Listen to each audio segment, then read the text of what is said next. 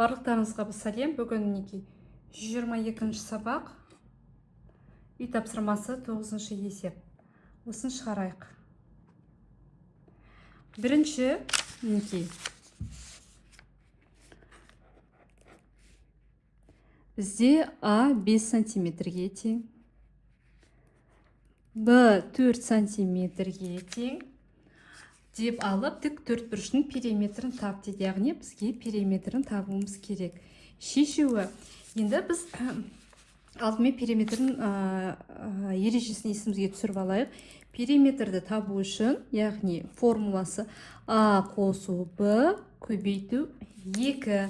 Бұндағы А тік төртбұрыштың қабырғасының ұзындығы Б ені болып табылады. Енді осы формула бойынша шығарамыз. Яғни П тең А бізде 5 сантиметр, қосамыз Б деген 4 сантиметр. Жақшаға аламыз, көбейтеміз 2-ге.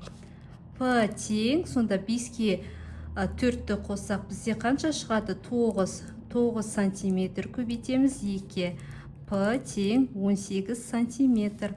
Жауабы сонда периметрі 18 сантиметрге тең. Мінекей А есепті осылай шығарамыз. Бізде келесі екінші есеп. Әсі А тең 8 дециметр. Және осы жерде шаршының периметрін табуымыз керек. Енді шаршының периметрін табу үшін формуланы есімізге түсірейік.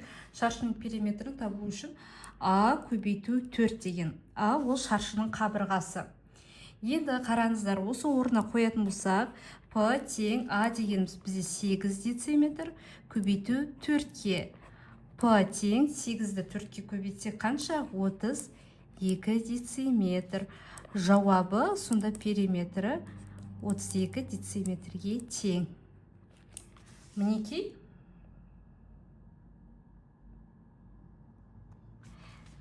Тоғызыншы есептің А және Ә деген тапсырмалары осылай орындалады. Сұрақтарыңыз болса жазыңыздар, міндетті түрде жауап берем. Каналға тіркеліп, видеоға лайк басуды ұмытпаңыздар. Рахмет.